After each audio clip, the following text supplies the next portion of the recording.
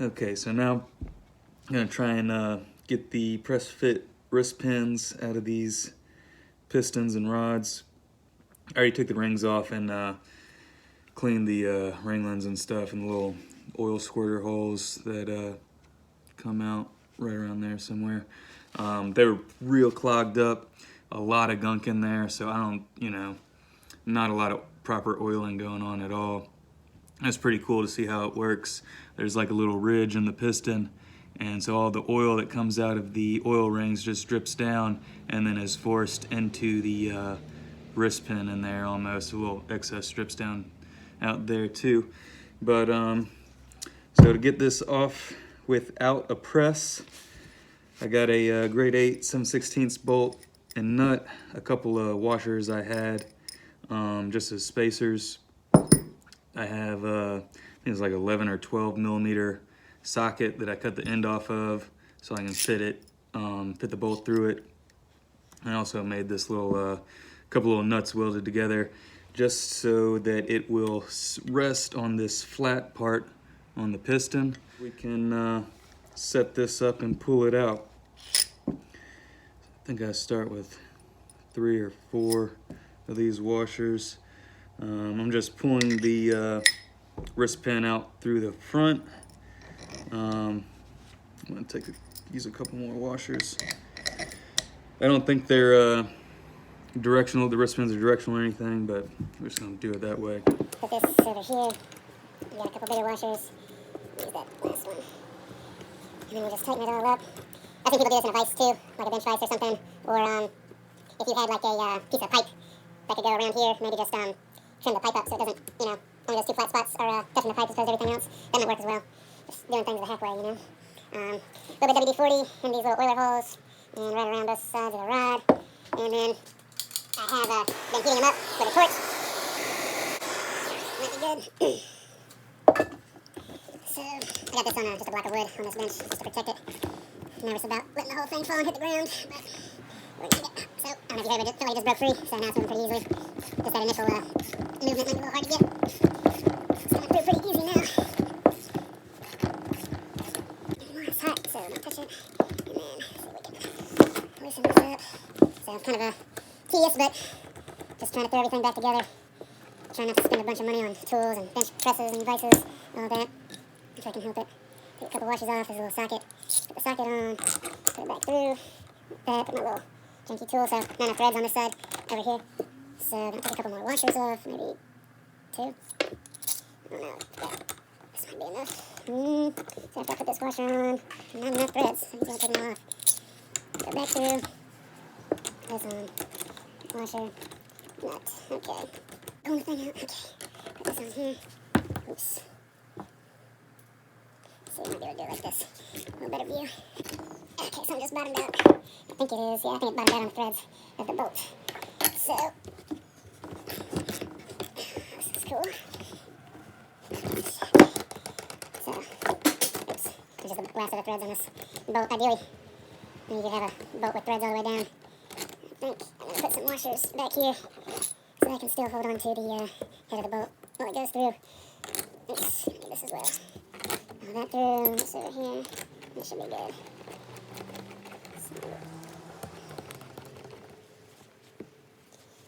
Alright, there we go. Lost my... Okay. Real close now. Should only be... There it is. Take that nut off. Washer. Put on my tool. The wrist pin. Slides out. Still a little warm. I don't think these are directional, but I've just been putting a little mark on the front. I'm going to try and put everything back the way it came out. Take the bolt out with the socket, and the rod comes right out like that. Doesn't look too bad. I just needed to, I'm not replacing anything. I just want to clean out the piston as best I could. There's a couple little tiny channels in, let me get a flashlight. Little channels in here. Can't really see it, but they're all clogged up with sludge and stuff, so just going to clean those up, see if I can get this rebuilt motor to last as long as possible. I might soak these in some solvent or something, or I might just brush them out with a little plastic brush or something. I already cleaned the these little oiler holes a little bit with a these were about clogged up as well too with sludge. Like there was no way anything could get through there, whether it be solvent or much less oil. So I took a drill bit that was actually a little smaller than this hole, and was able to just use it with my 2 fingers and hand just to stick it through there and clean it out. Kind of scrape the sides and use some pipe cleaners in there too. All right, now I got all the wrist pins out. Just gonna go through here, clean all this stuff out of the pistons. Those little channels right there where the wrist pin goes. And I might see if I can clean out these little oil holes in the where the oil ring is just a little bit more. I got this 3/32 drill bit, and I thought it was gonna be too big when I was first cleaning it, but it looks like it might be the exact size of the hole.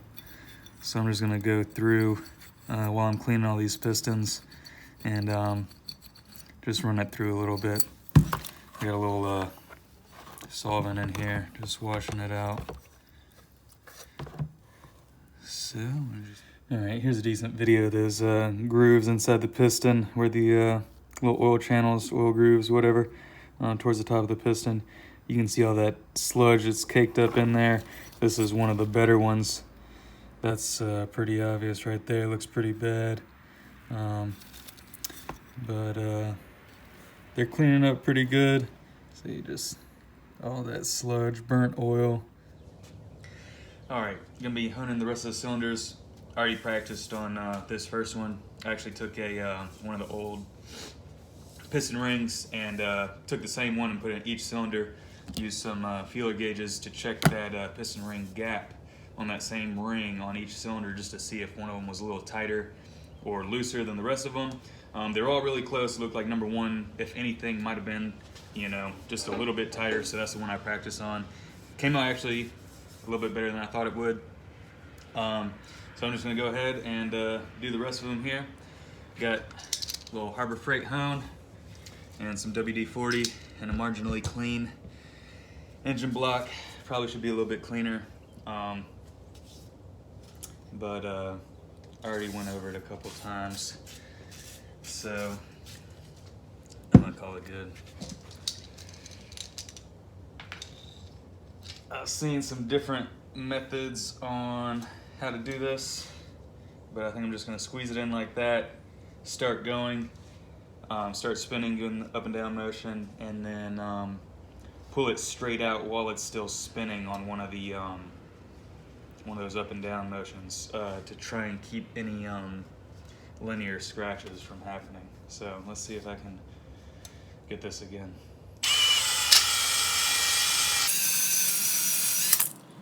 So let's take a look. I don't know if you can see that.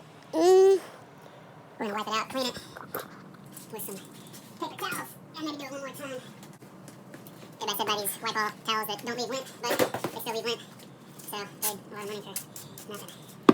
But I'll use them. So that's all the mostly just the material being ground off by the stones on the hone. It was pretty clean before. Stick another look in here. Still got a couple little ridges on it, you can see, like right in there. It looks like a little, almost doesn't feel good, but I'll run the hone through it one or two more times. Just want to get this engine back together and get the car running. Not really the engine I'm planning on making a whole bunch of power with or anything. Just want to get everything mocked up, turbo and intercooler and everything, and just go from there.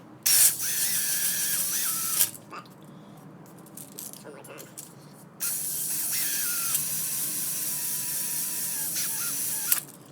All right.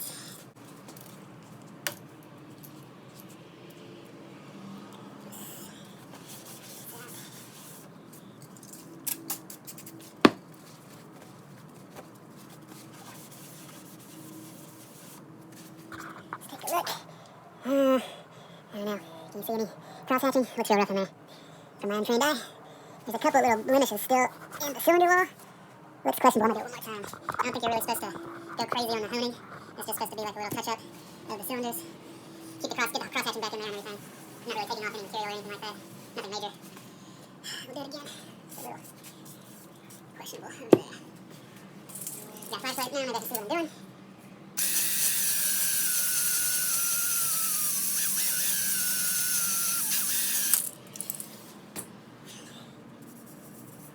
Of course, I can't feel anything through the glove, especially with my finger that doesn't have any feeling. Let's see what it looks like now. Ooh, it's still real weird. See, I don't know if you can pick this up, but there's a couple like vertical scratches in there. It almost looks like pitting right there. I can't tell. We're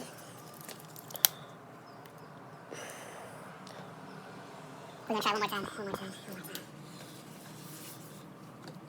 One more WD for some lube.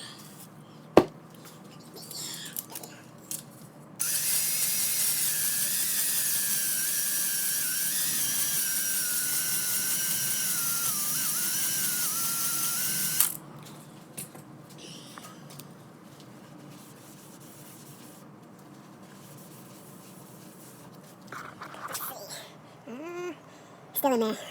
I don't know if I should do more than that.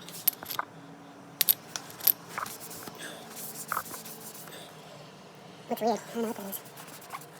I don't know if that's just stain or part of the cylinder.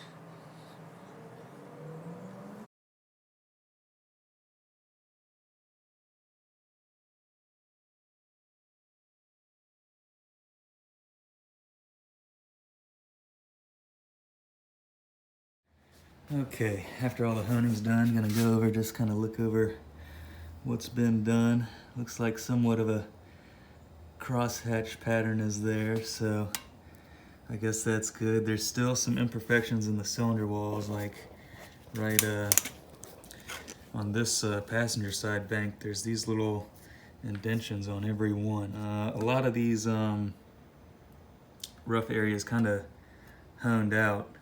There's still, you can see right there, there's some pretty iffy, like, I don't know if that's pitting or what, but little imperfections. Number 6 back here is pretty rough. Driver's side rear, right there, there's some, that might be bad. I'm gonna do a little research and see, bad right there too, number 5. See how bad that is, if I need to get it bored or honed more and just scat the rings accordingly, I don't know. All right, got all the cylinders honed. Still have this little spot in question, a couple spots like this. If I move the light around, you can kind of see the shadow of it right in there. All that pitting, I guess it's from rust if the motor sat, motor probably sat sometime. Couldn't hone it all the way out, but I think what I'm gonna do is run the hone through all the cylinders one more time. I took one of the old rings and put it in each cylinder to measure the gap in each cylinder with that same ring. I actually put one of the compression rings from a different cylinder on this bottom oil ring, just so I could, when I tap it down in there, I know that it's actually square. I was doing it before, and I think even though I was using the piston, I think it was kind of tilted a little bit. Maybe not giving me an accurate reading, but that's why I put that little oil ring right there, just to give it a sure stopping point. I measured the gap in each of the cylinders, and surprisingly, they all came out to 22 thousandths, which is more than what the spec allows. And if you try and calculate it, even going a little wider for boost or more power, whatever, it's still a little bit out of the range. I did take one of the top new rings, and it's a little bit closer at, I think it's around 19 thousandths, but I believe the spec in the book is around 17. So still 2 thousandths over. I'm gonna hone it one more time and do that same thing with this same ring that I've used before, and see if I actually changed the gap just from honing the cylinders out. I'm gonna try and take just a little bit more off of this one. This really needs, everything I researched said, you should probably go to a machine shop and bore it out, get different pistons, all that, but it ran before, so I just needed to run and so I can mock everything up and play around with it. But I'll hone it one more time and take those measurements again and see what happens.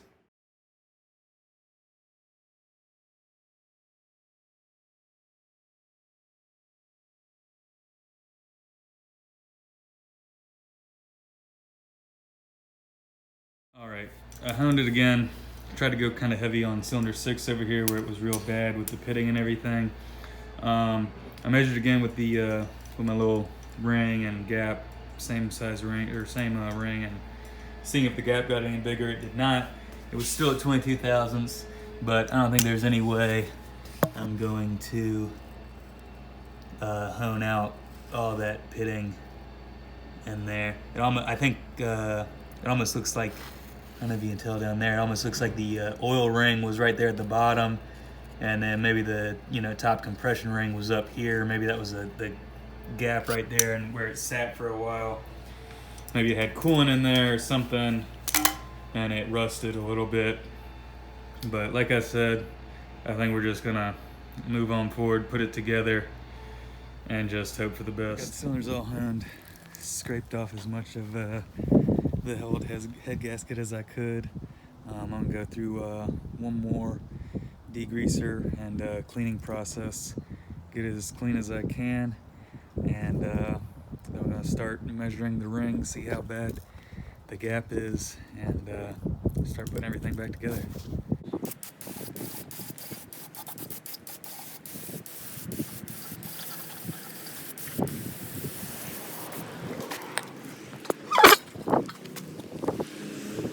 I got all the new bearings in here. Oh, that's not good. You want to take those out? All right, all cleaned up, back in the garage. Got some WD-40 all on all the bare surfaces, keep it from any surface rust forming. Main bearings in. Got the crank, the cradle or cap or whatever, and I'm gonna go ahead and install it. I already plastic gauged it once, but when I was doing it, I was right in between 0.051 and 0.076 was this millimeters, and we're looking for, it says the standard is 0.02 to 0.055, so I was like right on the edge. So there is a little bit of overlap on the red plastic gauge, so that's the top end is 0.051 and 0.076. I'm gonna run some red plastic gauge in here, torque it all down, all dry and everything, just to get double check and see where it ends up. If it's a little closer to the 051 side, I'll feel a little bit more confident. If it's a little closer to the 076, I don't know what's. Mating surfaces. Plastic gauge, I think, supposed to be completely dry, no assembly lube or anything like that. So just, obviously no dirt or oil or grime or anything in there either. So I'm just gonna wipe all this till there's, let's make sure it's clean.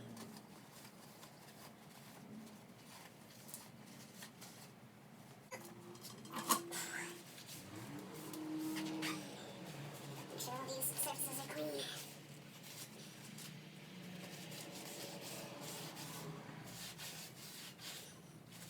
Almost lost it. Okay. Dry, no assembly lube.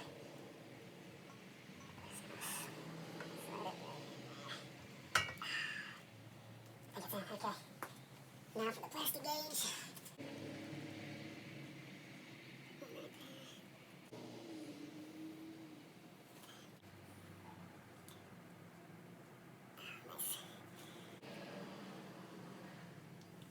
Take the cap.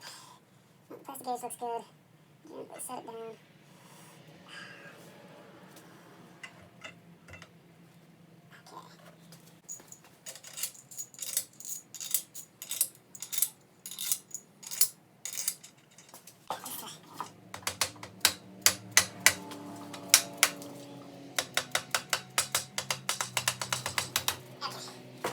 Cradle.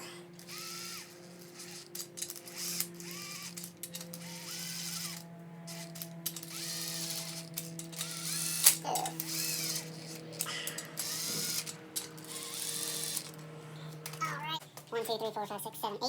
Let's start at 70.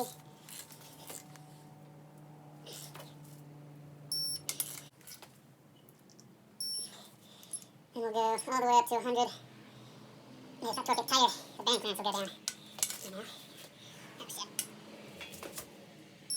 100. Okay. Now it's tight.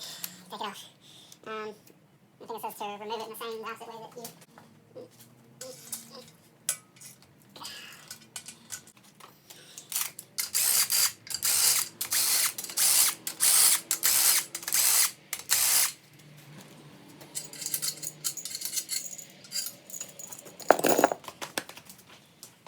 Now take it back off. A couple little taps.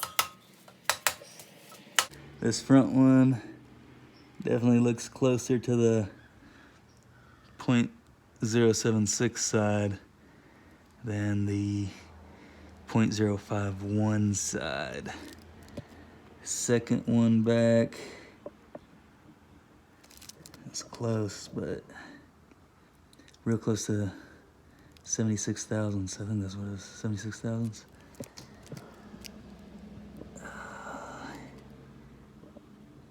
Third one, real close to .076 in the rear. Same. So I'm just gonna wipe this off.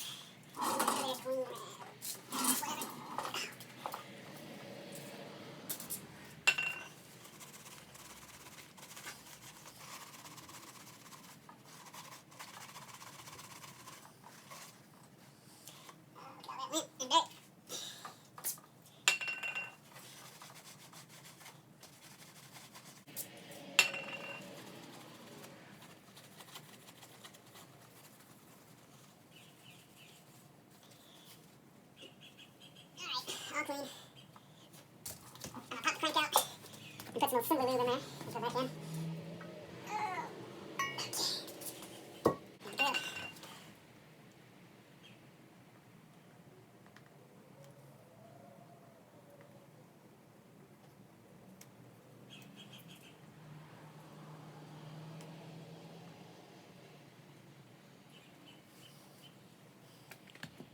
Let's get one from there. Get that all around the bang.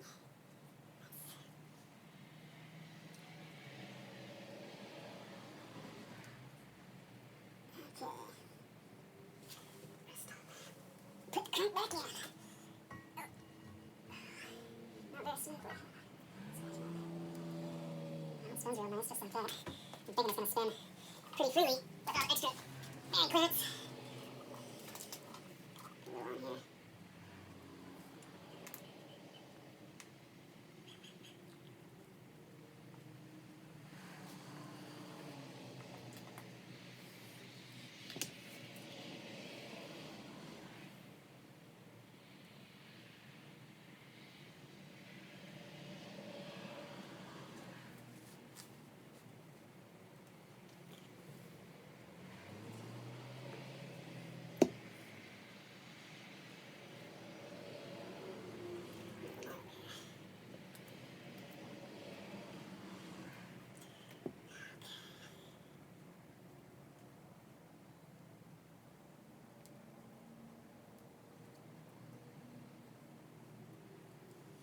Alright.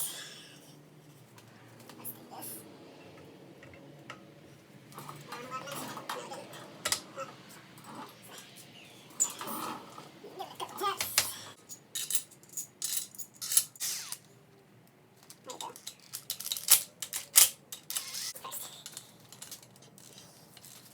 Alright, finally, installation of the crank for real, for real.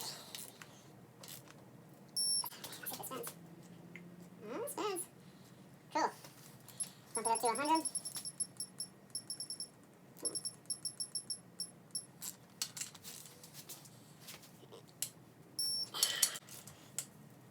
Oh, 100. And I guess this one's the same. Got some lube in there. Next step. Put all piston rings in. See how bad the gap is already.